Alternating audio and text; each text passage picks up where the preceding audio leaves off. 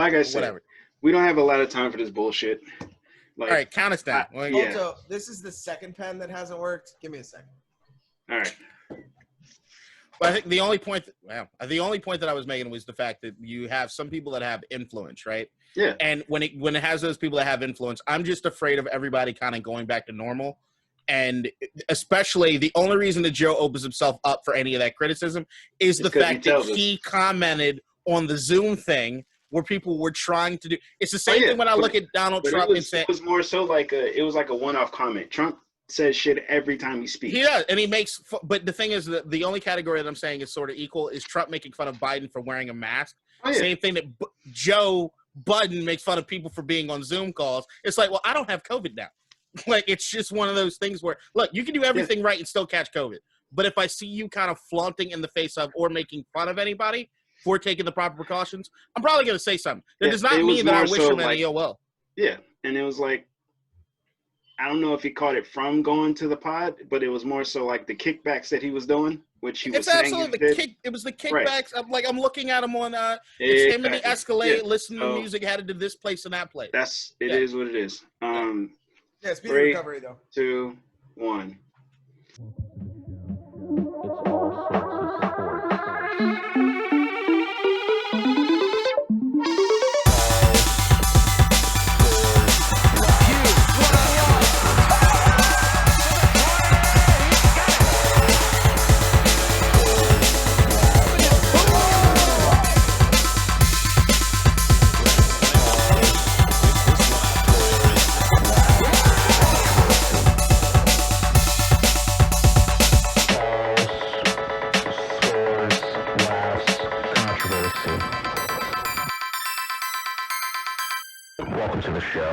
Welcome back to All Sorts of Sports. We want to start this podcast off by saying rest in peace, Sean Connery.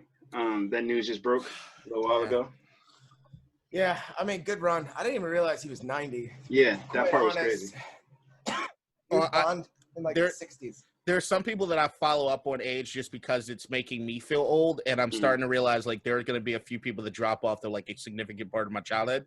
So I'm looking at Sean Connery as like, all right, this dude did Finding Forrester in like 2002, and it was supposed to be like his final movie. And I'm thinking about that. I'm like, damn, 2002. Like I was in middle school, and like 18 years ago. That's crazy. 18 years ago. And then you look at it was like, well, he was old in that. Is he 90 years old? It just what kind of culture icon he is. I mean, that's the thing is that there's going to be there's a lot of people that we grew up with idolizing, what have you, that are just in their 80s and their 90s now, and it's look, we're all for me, pushing 30. It'll be sports icons. Like, I think that'll be the moment that I'm like, shit. The sports thing that fucks me up is that now realizing there are guys that I've seen come into the league. I remember their draft, and now they've had a full NFL career and they're retired. But that's different. Makes me but feel that's old different though. That's a little different though, because if you look at it, like the average NFL career is like 3 years. I know you're saying like a full career, but at the same time, like it's shortened. Like Julio Jones is considered old now. He's 31. Well, it's when Tom Brady retires, because I remember. I don't remember when he was drafted. I don't even. Also, we have. I remember when he got picked. I mean, as long as Betty White's still alive, I still have hope. All right. So I'm knocking on every piece of wood in this room right now. Did you guys take a look at the political donations article that from ESPN that I posted in the group chat this week, which we also, for all the viewers, we also posted on our Twitter for you to look at.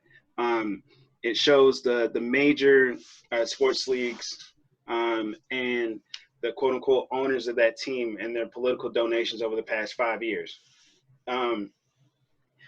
Quick note is that it is only federal funding. They only track the federal funding aspect of it. So I haven't told you guys this yet, but after reviewing it, I'm not a Giants fan anymore. I spent this week looking at. I'm not a San Francisco Giants fan anymore. I was about to say. I spent this week looking at different teams to switch my allegiance to, because if you look at Major League Baseball, no, I'm not going to the Mets.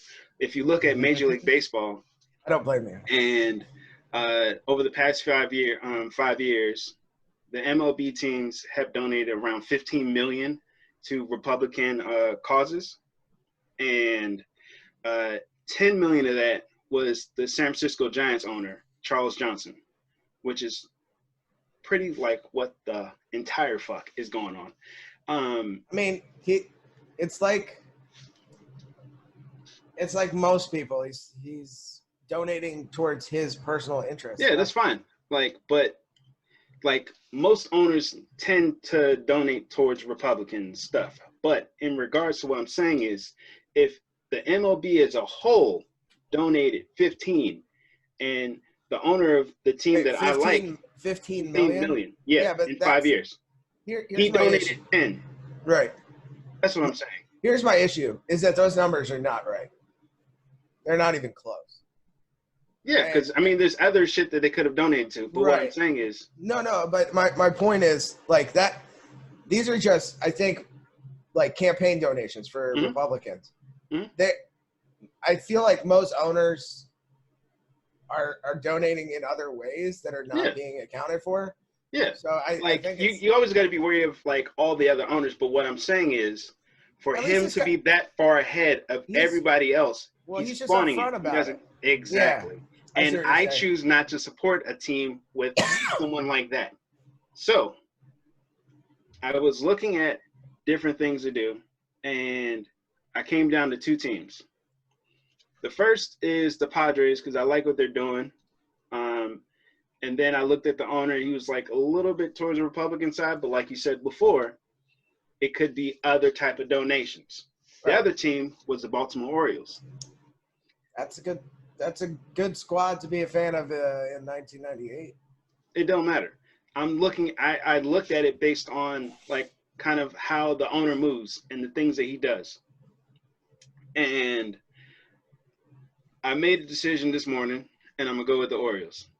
Attaboy. Oh, fuck you. Nah, I mean, it is what it is, bro. It really is. Like, the moves that he's made over, like, his whole career in comparison to, like, Charles Johnson, like, that's what I'm with. So here's what I say about Peter Angelos before you start hopping on that Baltimore Oriole train. He's also like 100. Yeah. Before you hop on the Baltimore Oriole train with Peter Angelos, just know these things about him, okay? Peter Angelos is the baseball owner of the Baltimore Orioles, is in Democrat Maryland in Baltimore, which is a Democratic powerhouse, okay? Only person to ever get Republican seats here, every once in a while when they get a governor that squeezes through, Robert Ehrlich, or in this case right now, Larry Hogan, who's the most Democratic fucking Republican governor in the goddamn country. Now, outside of that, majority of those political donations that Peter Angelos had is not necessarily recent as much as everything that he's done over the history of time to try to make sure that nobody in the DMV gave credence to Washington, D.C. to ever have a baseball team because he wanted that market share for his TV rights, which is the reason I will never support Baltimore and I'll never support Peter Angelos, because the reason I did not grow up with a baseball team is that bitch kept fucking giving all of his political donations to make sure Washington could not have a Major League Baseball team. So before you start thinking that he's being all generous is the sense of what he's doing with his money. Oh, whoa. No, I'm not saying like, I'll answer your question. I know where you're going with it. I know where you're going with it. No, I'm asking strictly for informational purposes because I don't know.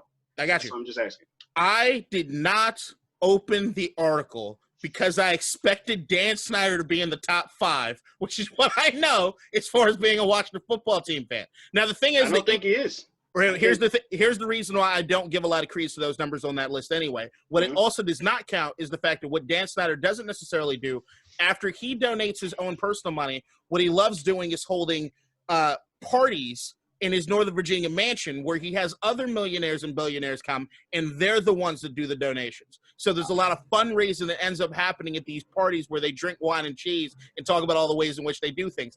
Dan and Tanya Snyder are great as far as that stuff goes. But what offsets my Peter Angelos Dan Snyder bit is that I also know that the owner of the other Washington teams that I enjoy is Ted Leonsis, whose money counts as far as what he's doing politically, not only for what he does as far as trying to get revenue or anything for his team, but what he also does within the community itself.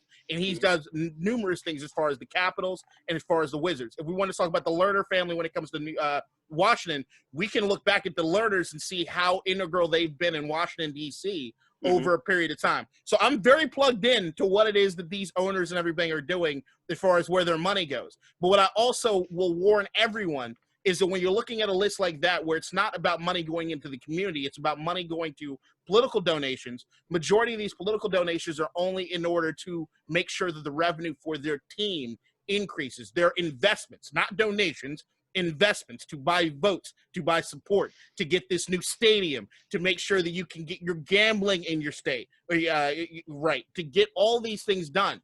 That's always with an ulterior motive. Most of these guys are not philanthropists. They are businessmen trying to make sure that their team is the most profitable.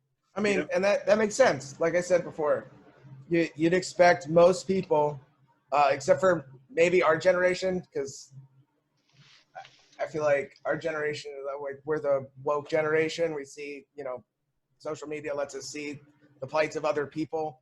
Like we understand other cultures that aren't just ourselves and our little bubble communities. For the most part, people vote for their interests and they donate for their interests. So this article did not surprise me in the least. Interesting choice in the Orioles. They do have DJ Stewart, who he's kind of like a little bowling ball who hits like 450-foot home runs. So he's fun to watch. Other than that, that is a very bad team. So. I hate but here's the thing. If the only thing that I'm giving you any pushback when it comes to Baltimore is if your reason for rooting for the Orioles is Peter Angelos, and I want to punch that motherfucker in the face. He won't be around for a while. Although he did go to Baltimore Law, I think. Peter Angelos is the reason I grew up a Yankee fan. I couldn't have baseball. I had no baseball. Okay. Like, baseball. All right, so you hate the guy. But my point is, high school when I was $5 tickets to the fucking RFK and watching playing that shitty goddamn park. Yeah. My point is, I cannot root for the Giants anymore. That to root for the Nats. No. Oh. Well, actually, you'd be rooting for the worst team in baseball statistically right now. So I'm fine with that. So no, the Nats. I still not the Orioles. All right. Well, at the end of the day. That is my preliminary choice. Like, I could end up just deciding that I'm not a fan of any team and just like baseball. Just watch baseball for what it is and not be a fan of any team. That sounds terrible. No, it's not that bad. But you'd have to watch one team that I will always hate forever is the Dodgers. The Dodgers just won the World Series, and Justin Turner tested positive for COVID. The final test, like they retested him and he came back in the second inning. So he tested positive. I thought it was the second. Seventh. No, he got pulled in the seventh.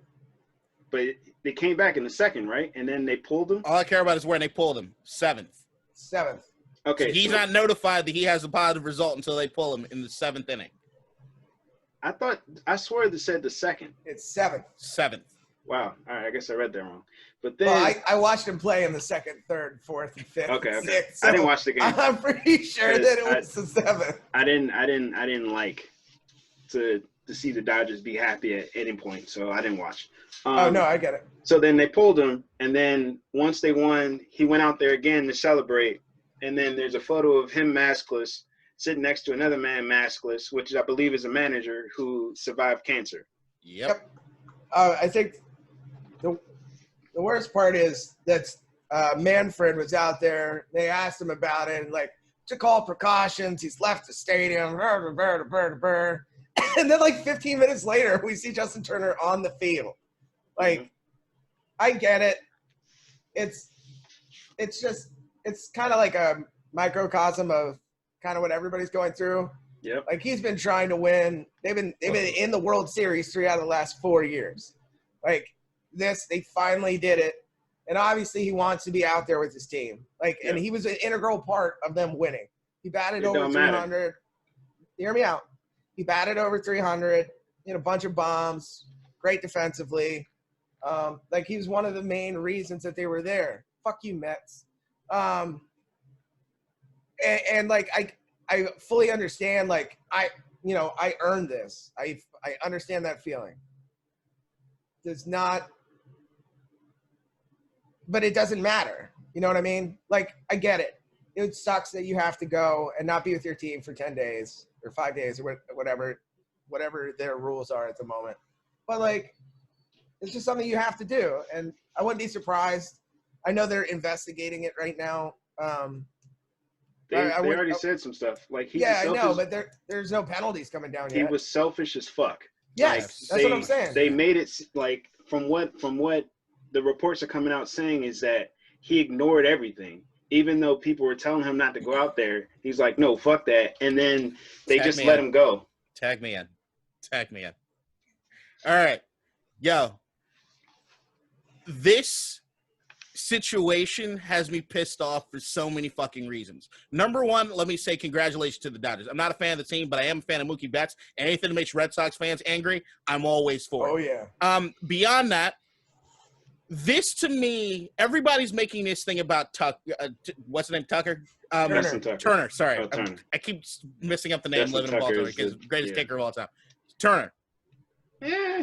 Which, to a certain degree, the optics are terrible. You get told that you have a COVID positive result and you go back out there without your mask on around other people. It just means you're pretty much a selfish prick. While I understand what Ryan's saying as far as, like, you've worked this hard for this thing, now you reached the pinnacle, it still makes you a selfish prick. Now, outside of that, I think that everybody's being very, very I think Major League Baseball is going to do everything that they possibly can do to throw Turner under the bus as well. Because right now, why in the fuck are test results coming back during a game?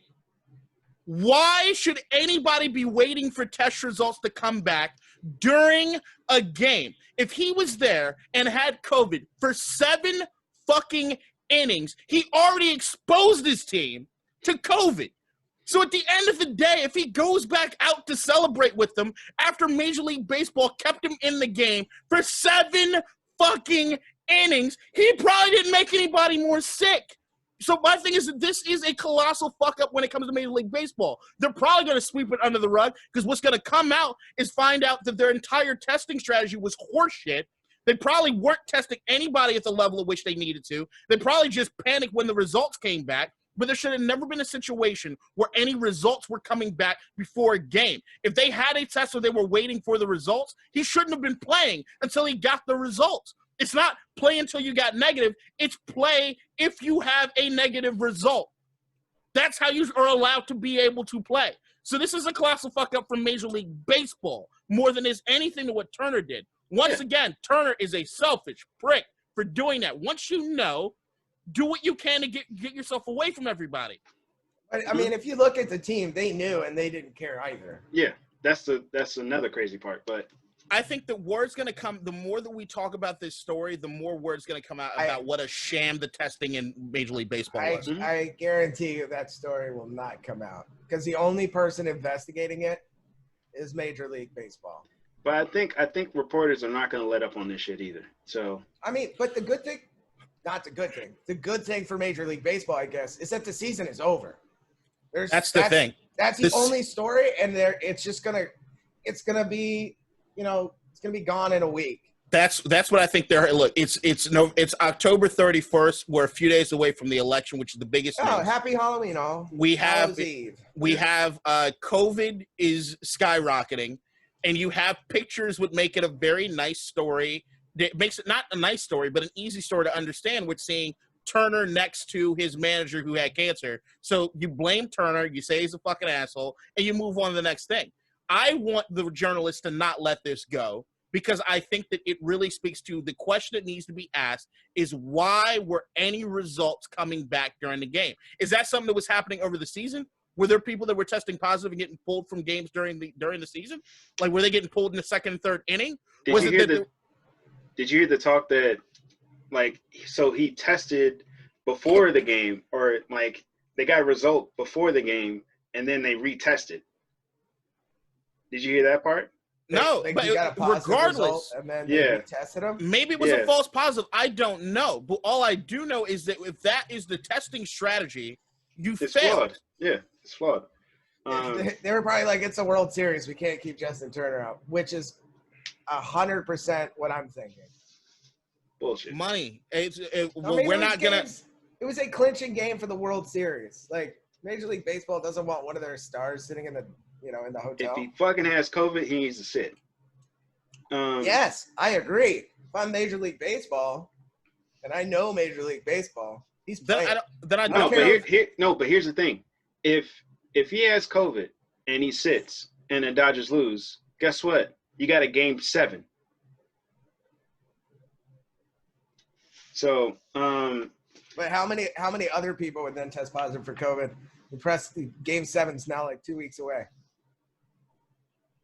The semantics are it. The bottom line is there should never be a situation where you're getting test results back during a game to determine whether or not you're going to pull said person away from the game.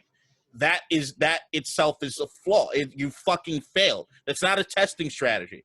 You're not doing anything properly if that's the case. And if that is what they've been doing over the course of the season, then it needs to be a full-blown investigation. And if Rob Manfred is the one who oversaw this and was okay with it, he should be in the job unemployment line with 30-something million other Americans. Just watching the season, I know that's not how they were doing it because they did while it was widespread amongst teams, as soon as they found out about it, they shut down games for, weeks. Like they had whole teams quarantined in hotels for 14 days. I guarantee you this was a decision just for the World Series because there was nothing else that they could do. Or conspiracy me puts my hat on and says that they did a small sample of what Trump tries to do, which is just say we're going to roll with herd immunity in the MLB. We're going to trust the fact that these guys are young and healthy enough that they're not going to show symptoms. Every once in a while, we're going to say that somebody tested positive. But right now, we're going to play the season. We're going to do whatever it takes. I know Snell, who's a pitcher for the Tampa Bay Rays, who were the losers.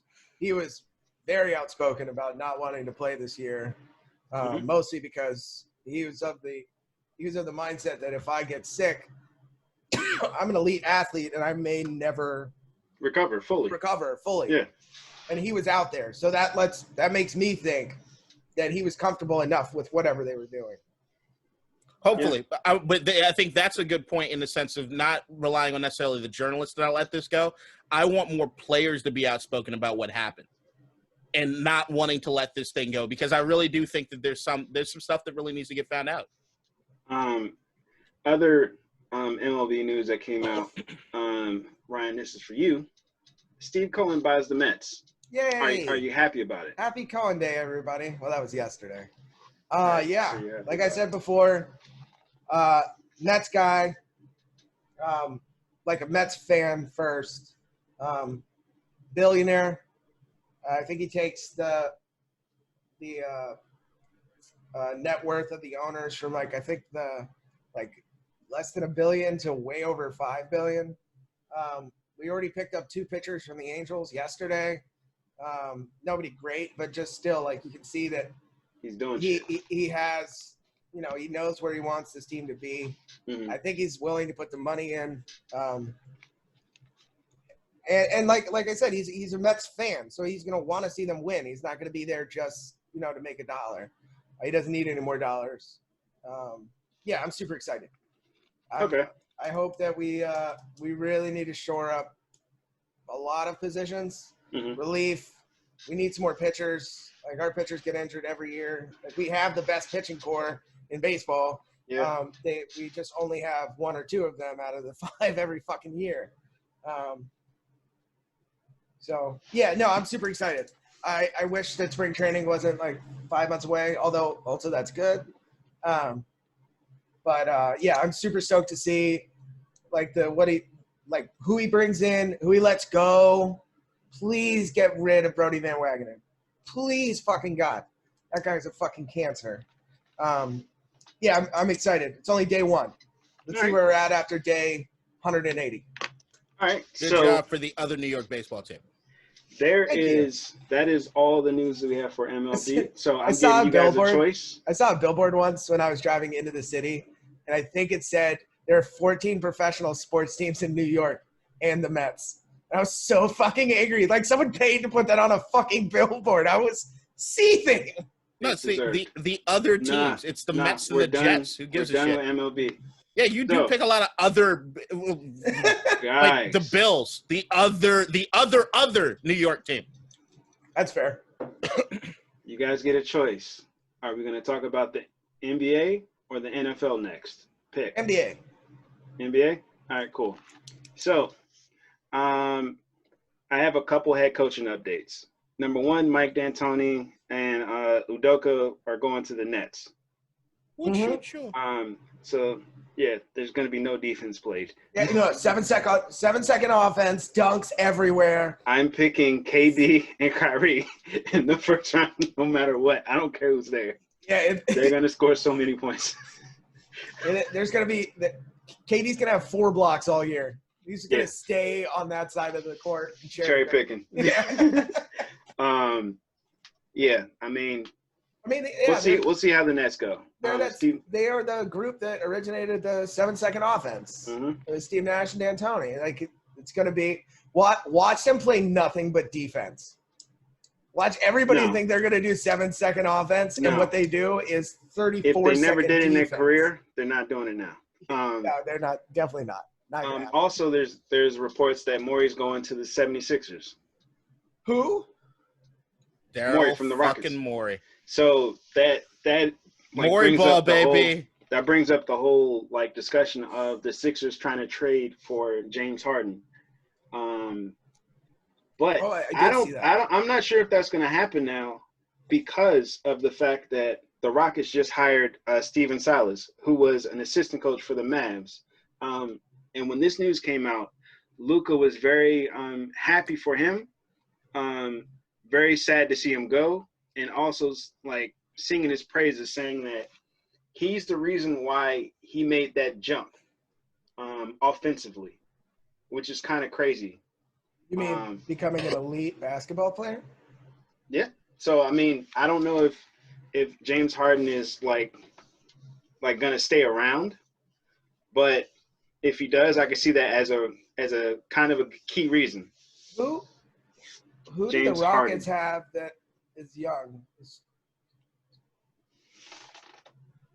SGA on the Rockets? No, he's on the Thunder. Yeah, but who are they? Or maybe they don't even have a good draft pick. Who are? I don't know. Who are they bringing in to groom as the next superstar? Well, I mean, if they trade James Harden to the Sixers, it'll be either Ben Simmons. Yeah, maybe. That's true. They might trade him for Ben. Yeah, I don't see that happening. Yeah, I mean, I don't see it happening. Right now, we're looking at in Philadelphia, which is one of those teams where I'm constantly looking at because I just think that they have talent there, and I was rooting for them when Jimmy Butler was there a year ago, or whatever you want to technically.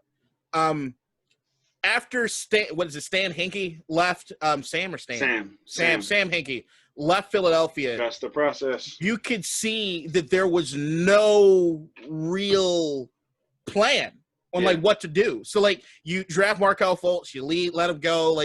It's a lot of shit that you could just see. There was no direction as far as where it is that they were headed. The combination of Morey and Doc Rivers is probably going to be the most expensive coach GM situation in the league, but we're looking at something where I've heard Morey talk about how great he thinks Ben Simmons is. Maybe that's the hype him up for trade bait or what have you, but I don't think that's the case. I think what you're going to probably see this year is Morey let Doc Rivers cook with what they got. See if he can get Ben to do a little bit more than what he's doing. See what he can do as far as Joel Embiid. And then from there, you're looking at Morey as a guy who, what do we always say Philadelphia needs? Shooters. And you got Morey is when he looks at the analytics, he's always about making sure he's got good guys with good field goal percentage and dudes that can shoot threes. So, I mean, if he's looking at somebody like that who, with the salaries that they have between Ben Simmons and Joel Embiid, you need an analytical type of guy to figure out what kind of shooters we're going to need to take this team to the next level and to be able to do it in an extent and to a degree that's not going to put them in salary cap. Yeah, NBA money ball. So my thing is they call it Morey ball. So my thing is that if you're looking at getting somebody to come there with this talent, which to a certain degree is a little untapped, in Ben and in Joel, couple that with him being able to say that, all right, they need these key pieces and letting Doc Rivers cook. I think it's a marriage made in heaven. I love this deal. I love it. So where does that leave James Harden then? Staying his ass in Houston. Like, I don't like, as far as James Harden. If you were James Harden, would you stay in Houston or would you want to go? It depends on where I'm going. Like, if I'm looking at James Harden, I'm looking at the amount of money that I make. I look at the other teams around the league and I'm like, all right, where can I go to that, number one, can afford me?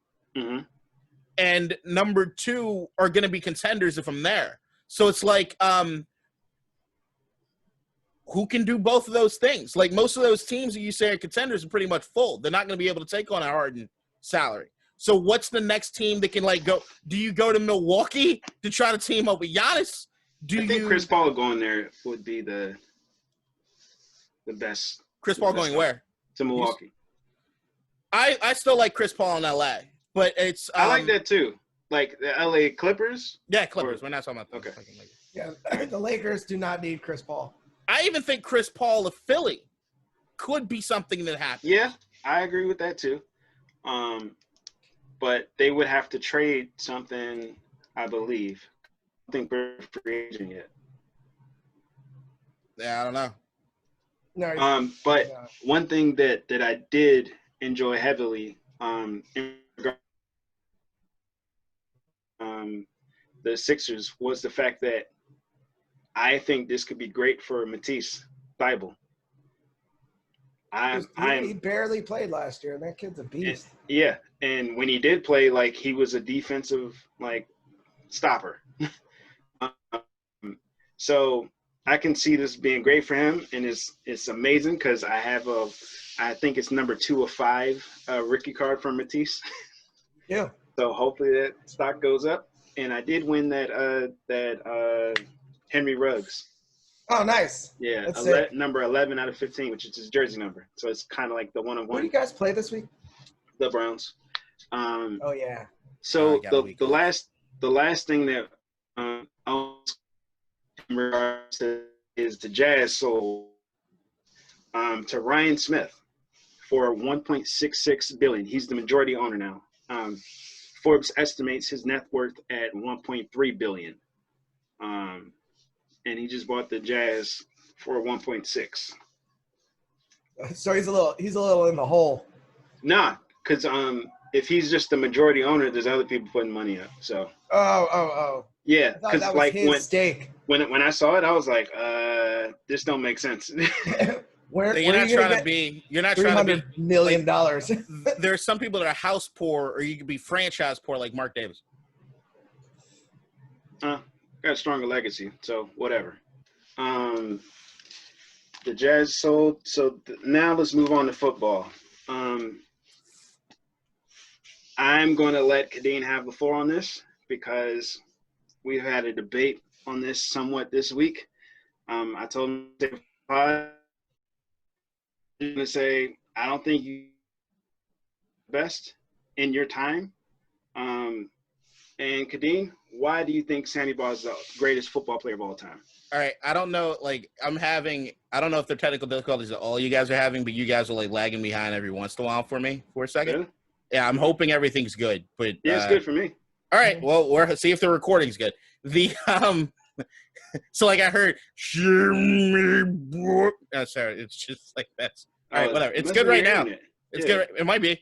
Fucking Baltimore. The Sammy Baugh to me is the greatest football player that ever lived. And the reason I say that is that, look, there are cases to be made that you can say, like, Jerry Rice is the greatest football player that ever lived, but Jerry Rice probably couldn't play defensive back, and he probably couldn't punt a football. Maybe he could back at that time. Maybe he could, but I got no sample size to go off of. And you have no sample size of Sammy Baugh playing defensive back or in Jerry's era. We're not talking about era. Fuck the era thing. Okay. I don't get like. If right, we're that's not. The difference. Fuck the era thing. Like if we want to do the era thing, we can do the breakdown as far as like in these 15 years, this is the best player. In these 15 years, these are the best player. Look, if I'm just basing it off of like, kind of like when you play a 16-game season, you can't help who you played. You played them, right? So it can't help who your competition is. You played who you played against. So when I'm looking at Sammy Baugh, he stands above everybody else in the sense of what he was doing passing-wise compared to everybody else in the league at that time. Where, mind you, the football looked a lot different than it does right now in the sense of being able to soak up water and not being a perfect shape when it comes to throwing the ball down the field. It was like throwing a goddamn leather brick. Can't deflate it. Outside of that, you also have the fact that his punting average record still stands. Then we look at the defensive back position. He's got 31 interceptions on 5 seasons playing defensive back that he also played quarterback. He could have played running back and he could have played wide receiver, but you can't throw yourself the football if he was the best one to throw it. So what I'm saying is that was Sammy Baugh the greatest quarterback of all time? No. Was he the greatest punter of all time? No. Was he the greatest defensive back of all time? No. But there's a case to be made on all 3 of those positions where if you were to look down the list, he's going to be in everybody's top 10. So if that's going to be the case, you got to make a case that he's probably the greatest overall football player. It's the same thing I say about Jay-Z being the GOAT. If we want to talk about Jay-Z, is he the best lyricist? No. Does he have the most longevity of anybody? No. Does all of his albums classic? No. But when you add up all of those categories and you average those scores, there's nobody with that much across the top. So that's what I'm saying is, like, if we're looking at the greatest athletes, no, I can't pit this guy against that guy. If we're talking about just athletes, maybe Bo Jackson is the greatest football player of all time. Maybe Barry Sanders is, but the sample size is too small.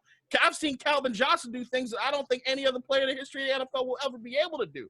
Doesn't make him the greatest player of all time. All right, that's so Sammy Baugh is 22nd in career punting per average. You mean just for one season? The season, yes. Okay. Also, Brad Johnson, his entire career. Brad Johnson threw himself a touchdown. Just going to throw that out there. Yeah, if you can be lucky enough to get somebody to bat the ball. Didn't Mariota do that to you? Do that too? I think Mariota did that too. If you can be lucky enough to script up a play where the defensive player can bat the ball back into your hands for you to make something happen, feel free. But that's my only point with Sammy Baugh is I'm looking at him as an overall athlete and football player. There's not a lot of guys with that kind of sample size. And if we're comparing him to anybody else who played multiple positions during that era, he's the top guy. Like maybe you go in the Otto Graham, but he was more just quarterback. Wyatt Sittle. Like there's a couple guys from that era that I think we're overlooking because, all right, they didn't play against the physical freaks that exist right now. Like, look, if you were to give me a prototype of Sean Taylor and throw him to 1930-something, they think he was a fucking alien because there's nobody built like that. So I'm like, I get that aspect of it, but you also got to realize that if everybody's athleticism is kind of raised, then it's a little different. But I'm saying just based off of what we've seen, I can't say that anybody's been better than Sammy Baugh. I think Barry Sanders is probably pound for pound the best running back ever. I still hold out for Jim Brown, but I've just seen Barry do shit that I don't think anybody else can do. I don't know if even the early 90s is different than right now if we're talking about his skill. Does Barry be able to do the exact same things he did? Jim Brown to me is the greatest running back of all time. But Jim Brown was bigger than most people. And he used to be able to club the fuck out of people after he wrapped his hand up. He couldn't do that now. And if he couldn't beat people off him with a fist now, does he have the same numbers? Does he do the same things?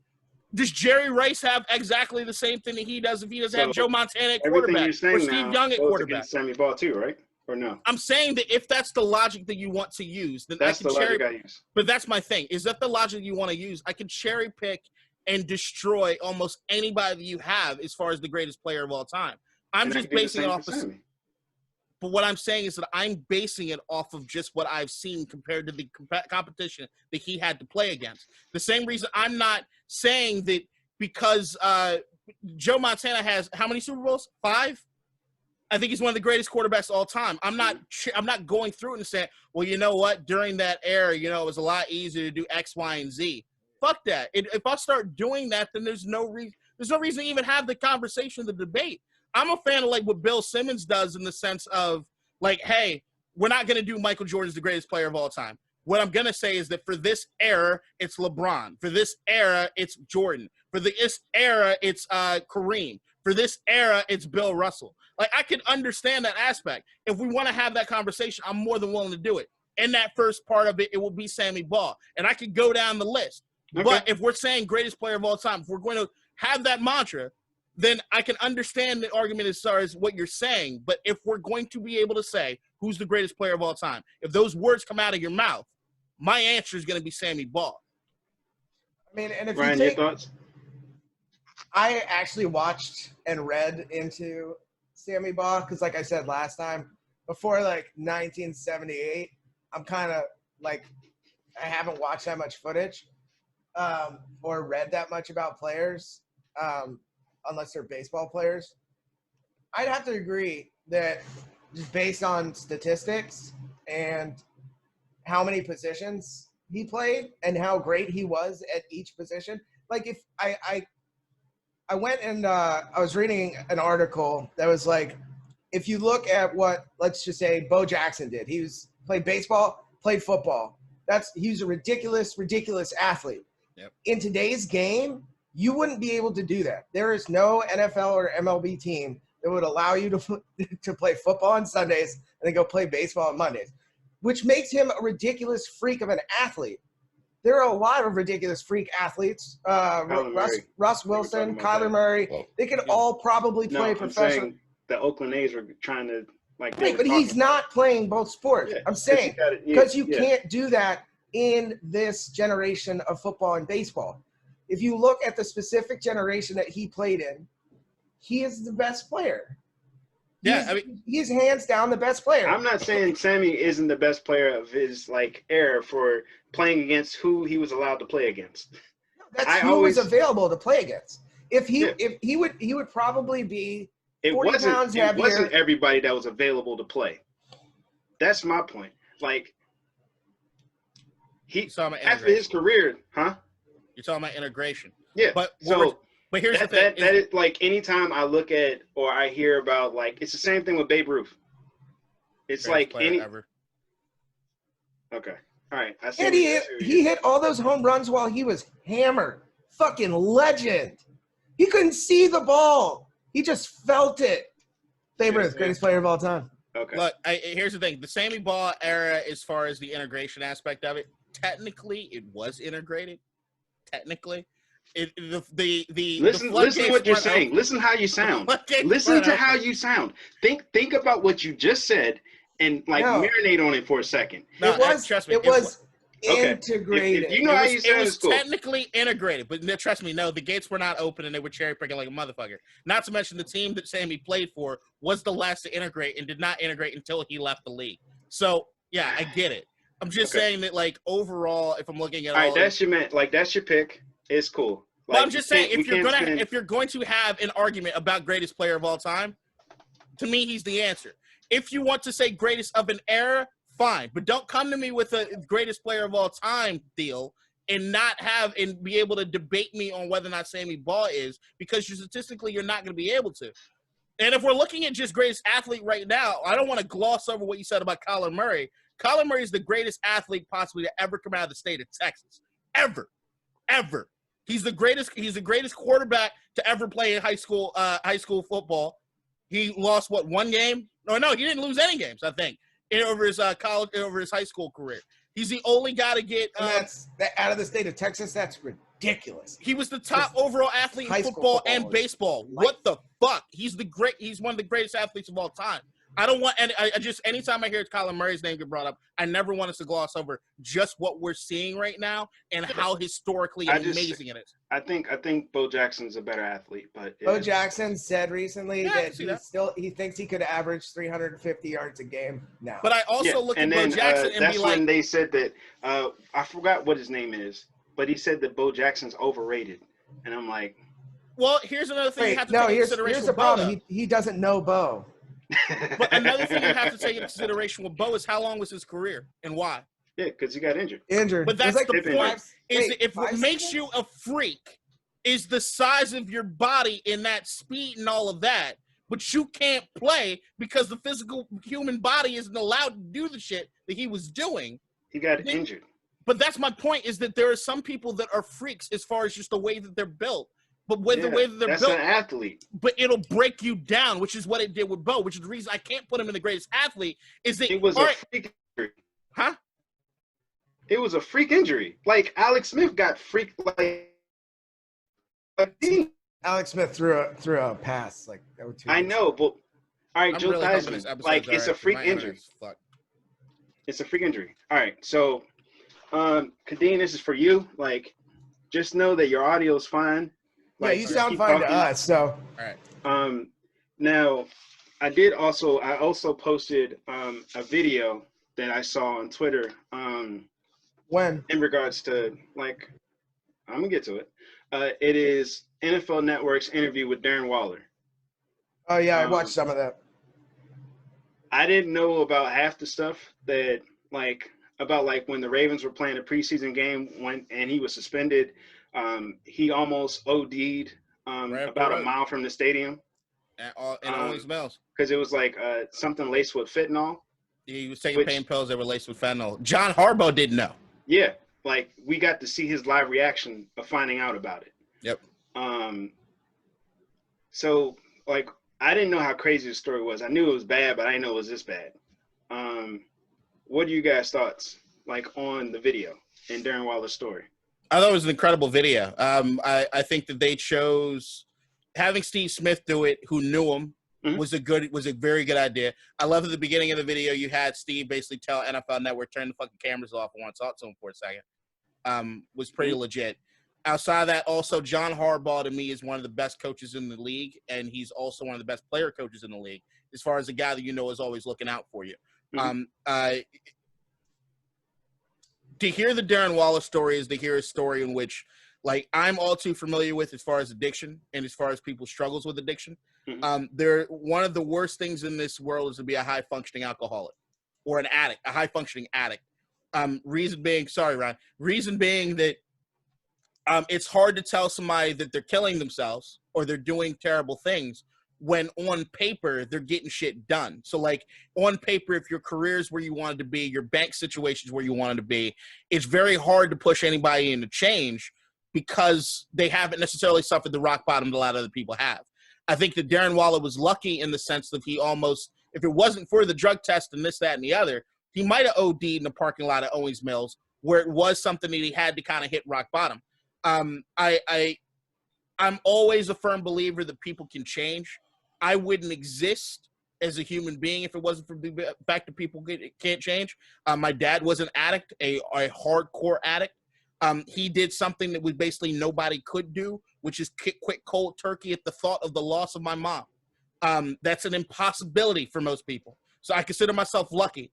But to hear his story is to hear one in which I'm rooting for the man.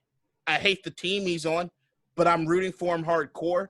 I really do want to see him being one of those stories in which it gives other people hope in looking at, like, if you have that support system around you and you have people that love you unconditionally, you can do what you need to do to change. I know that it's hard to force anybody to change because they've got to be ready on their own terms, but it's really hard to see his dad tear up is something that I go through a lot, in the sense that you see someone you care about and you know that they're not unlocking their full potential or anywhere close to their full potential because they have this demon on them. And to see I want every addict to watch this video just because you can see once he got clean, the motherfucker's one of the best tight ends in the NFL, where he was a practice squad Baltimore Raven player when he was high.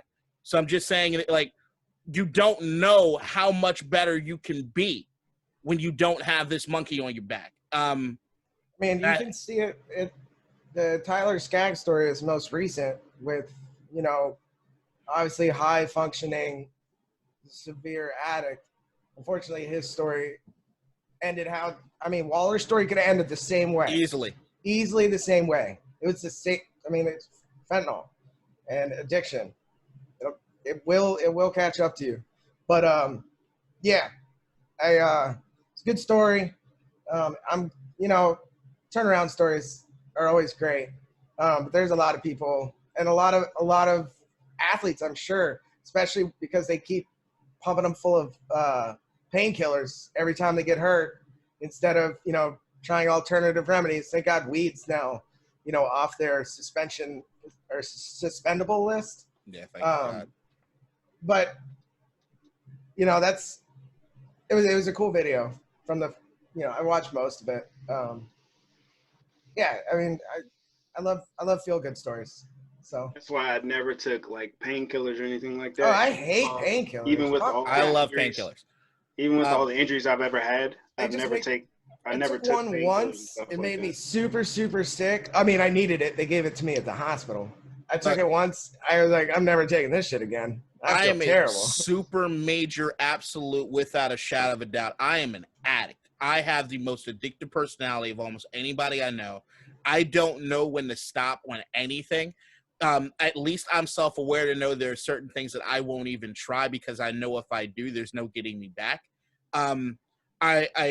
It's hard every day. Like even right now, I'm drinking beer, and I'm looking at the time, and it's 11 o'clock in the morning, and I feel guilty about this. But I also know that this is the only one I'm gonna do the rest of this day. So like I have a lot of self-control in that sense, and I have a lot of people that'll call me out of my bullshit. But can't drink all day if you don't start in the morning.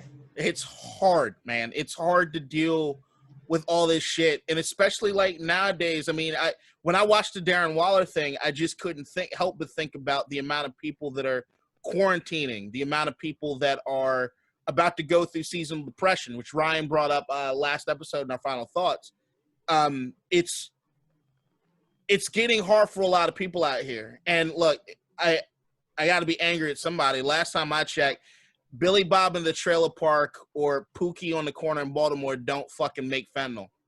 And we really need to do what we can from a political standpoint of voting the right people in to get a wrangle on these pharmaceutical companies that are pushing this shit out and prescribing it for so much and allowing everything to be laced with the somebody fentanyl. just had settled for like a couple billion. $8 billion. Shit.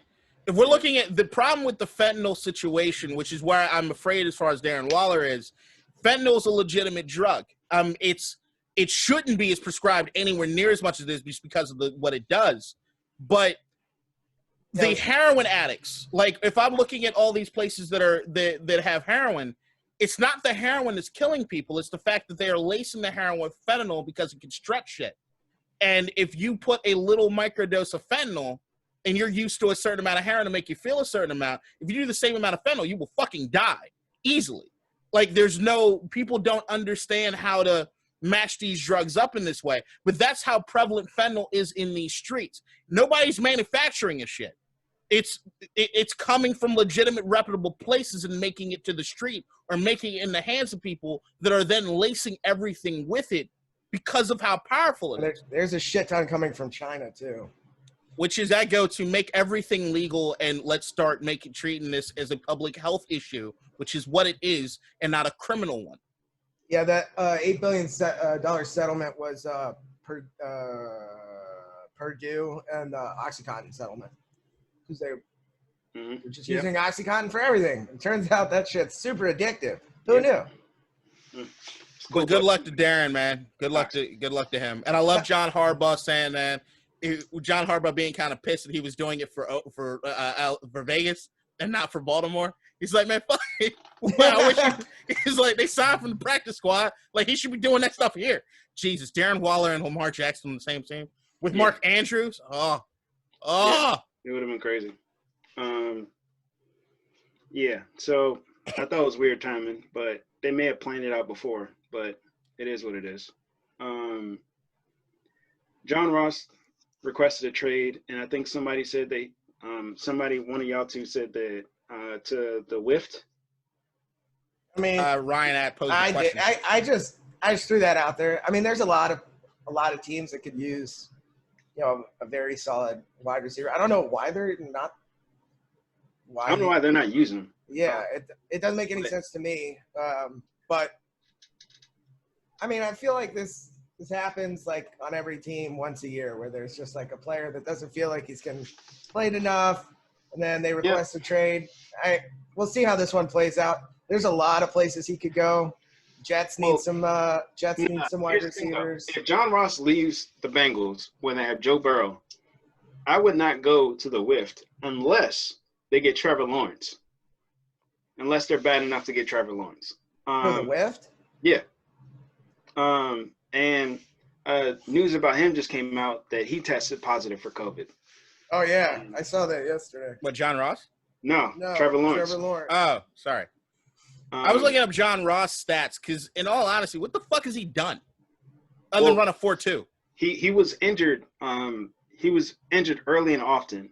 And then you have bad QB play.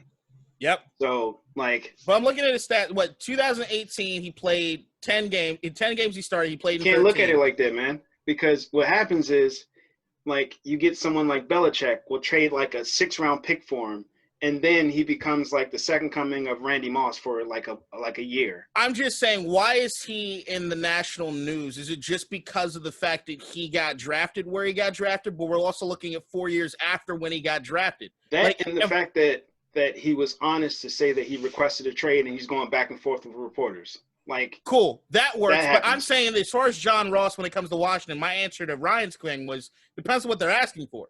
Like right now, I know on the trading block, I got Ryan Kerrigan and Ryan Anderson. I ain't giving either one of them up for John Ross. Like Ryan Kerrigan's, as much as he's old, is a proven commodity. You need John Ross? We need a lot. Like, there's nothing that won't help us, but like, I don't know it would be better if y'all traded for Matt Ryan. My thing is, if John Ross is complaining in Cincinnati with Joe Burrow, what the fuck is he going to do with Kyle Allen? Like, it's not – what? Like, I don't – y'all wouldn't trade for Matt Ryan? Would I trade for Matt Ryan, depending on where we are in the draft? Like, if the trajectory keeps the same – I'm talking about right now. What do you mean right now? Like, the trade deadline's coming up. So – would I trade for Matt Ryan right now? Mm-hmm. No. Why not? Because I don't think that Matt Ryan can fix the team on offense. You have Alex Smith. You don't need another veteran quarterback in there. Not to mention, here's the thing. We got Alex Smith, but it's not Alex Smith in the terms of talent. Because, look, at the end of the day, Alex Smith is a great story. He's a shell of himself. Alex Smith costs us a lot of money. We're still paying him a lot of money. For how long? Not. We at least still got him another, I think, 2 years, at least a year or two. So and then what's like if you offset that with Matt you draft somebody, you hope that Kyle Allen shows enough that he could sit there in the back as a backup. But this is the time where, like, at this point in time, right now, you guys have a shot to win your division, and you're not going to do that with Kyle Allen. Like, we're not going to do that. I don't care who is. Look, unless there's Kyler Murray, Patrick Mahomes, maybe Aaron Rodgers. That's pretty much it that I'm thinking is sitting in our backfield. Brady. I don't think we're winning. I just don't think we're winning. Like, I think if I'm looking at the offensive line, we do certain things okay, but we're still trying to figure out who the fuck our offensive linemen are. I'd like to just get somebody that can feed Terry McLaurin just every goddamn down because he's the best thing we got on offense. But I'm looking at the running game. Antonio Gibson, he's looking talented. He's the top-ranked rookie as far as running backs go. I got his card too. Yeah. And outside of that, I think if we're looking at overall, he's one of the highest rated running backs in the league right now. I don't know. There are certain pieces that are there, but it's almost like this team needs to kind of develop. The play calling is limited in what we could do because of what we're getting out of quarterback and also the amount of time that you get to throw. I don't know if I like throwing Matt Ryan in there because I don't know if Matt Ryan would want to be here knowing our situation compared to Atlanta. I mean, Atlanta's just getting worse and worse. Atlanta's getting worse and worse, but Atlanta has Calvin Ridley and Julio Jones on opposite sides. I think didn't they win this week? Yeah, they beat think Carolina. So, but they won on Thursday. Here's the thing though. Right now, it's the weekly segment. Do you guys want to change any of your picks? So well, my first one went well. I think I had Carolina in that game, didn't I? You did. Yeah. So you took it out. Can I change it? No. Vikings, Packers, we all picked the Packers. Does anybody want to change? Nope. All right. Titans, Bengals, we all picked the Titans. Does anybody want to change? Nope. All right. You remember you only get one change. Yep. All right. Jets, Chiefs, we all picked the Chiefs. Adam Gase is still there. How the fuck have they not fired? I'm going to make is AdamGaseFired.com. You should. All it's going to do is right now. Update people on if Adam Gase like right now and plug the podcast. I will. I fucking hate Adam. Steelers, Ravens. I picked the Steelers. Y'all both picked the Ravens. Anybody changing? That's a toss up to me. I'm gonna leave. I'm gonna stick with what I went at the beginning. Are we surprised by either outcome? Rams, Dolphins. I picked the Dolphins. Y'all both picked the Rams. Are you good with it? Yes. Yes. Okay. Patriots, Bills. Kadeen, you picked the Patriots. Are you sure about that? No, but I'm not changing it. See, you do this shit every week, and then you come back later like, damn it, the one that I was waffling on. I kicked both of you motherfuckers' asses last week. I don't want to hear shit about my methods. All right. We'll see how you are next week, and then you're going to be pissed off again. All right. Yeah, probably. Chargers, Broncos, we all picked the Chargers. Anybody changing? All right. Saints, Bears. Ryan, you picked the Bears. Are you sure? Yes. Okay. Niners, Seahawks. Kadeen, you picked the Niners. Are you sure? Let's change that one. Right. Okay. All right, cool. So. Although I kind of want to choose the Bears. No, you pick. Oh, all right. So which one are you changing? Let's change the Niners to the Seahawks. All right. Cowboys, Eagles. Kadeen, you picked the Cowboys. He can't change another one. I can't change anymore. Oh yeah. I'm out. So this is for Ryan. Ryan, we all picked the Bucks versus the Giants.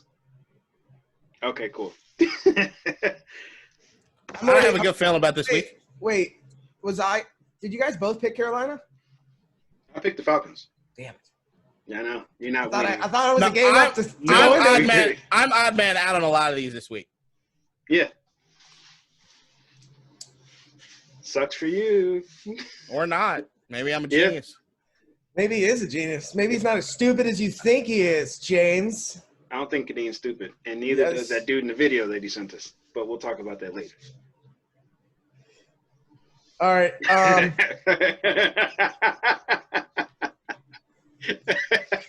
See, no, don't say anything, Kadeen. Just let it go. All right. Final. You see my team name? Do you see my name on the Zoom? Yeah. Okay. That's your team name? I want you to remember what that is, and after the pod, I want you to think about it, and text me when you think you understand what it is. I'm not going to give it any thought. So. Okay. It's a At deep least cut. he's honest. It's a fucking deep cut. I'm proud of this one. This one's clever. Are we doing final thoughts? Is that where we're at? I'm not going to think about it, Kadeen. You should. You might as well say it because I'm not going to think about it. I ain't saying it on the pod. Are we doing final thoughts? Is it that bad? Might be. Just text the group then. Okay. Yeah, final thoughts, anybody? I don't have anything. Oh, yeah, I got a couple. Don't have time for a couple. Yeah, they're quick. One, okay. Looks like hockey is coming back, the NHL, with the first game, I believe, on Christmas, and then the season actually starts up January 1st. Looks like a full schedule. They're still ironing out the details, but they did a really good job on the playoff bubble. I have faith in their commissioner to do things the right way. Excited for that. And secondly, they still haven't figured out when they're doing basketball this year. And if they want to start it in like a month, they should probably get their shit together. But it is what it is. Can't trust everybody to get it right. You can't. So, yeah, they really got to get that shit together because they did a really good job on the bubble down in Florida. They had that shit all worked out. They need to get some fire under their testes to make sure the players can come back, play safe, et cetera, et cetera. All right, K-Dot. You got the timer? All right, hold on.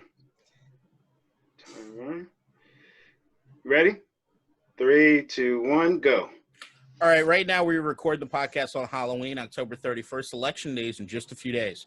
So you probably won't hear from us until after the election, which hopefully we have an answer for who's the president on January 20th. I'm hoping that it'll be Joe Biden because we're smashing the fuck out of him. I spent the entire day yesterday in the rain, making sure that, or day before yesterday, in the rain, making sure that we got out the vote in Virginia. Delivering ponchos, brochures, and masks to a lot of people that were doing door-to-door, which I'm very, very proud of their work. If you have not voted yet, please get out and vote. Do not mail your ballots anymore. There's a mail room that they were looking at in Miami-Dade that had ballots that was sitting on the floor for the last week. Louis DeJoy and the Trump administration can do everything they can do to make sure your vote does not count. So if you can do it safely in this world of COVID of going out to the polls and vote, please do so. If you've already done your absentee ballot, try to find a ballot drop box in order to send it, get it in. Let's pack this motherfucker up and send him out of 1600. Well done. Good timing. Yeah. I already voted too, by the way. Me All right. too. Everybody go vote. Good pod, guys. And Kadeem, Texas, whatever the hell that name means. Nah, I'm good. All right, fine. I'm gonna text you because I always gotta big up how clever I am because I have a low. I know. That's why I was like, I know you're gonna do it. Whatever. Death Star, go fucking boom.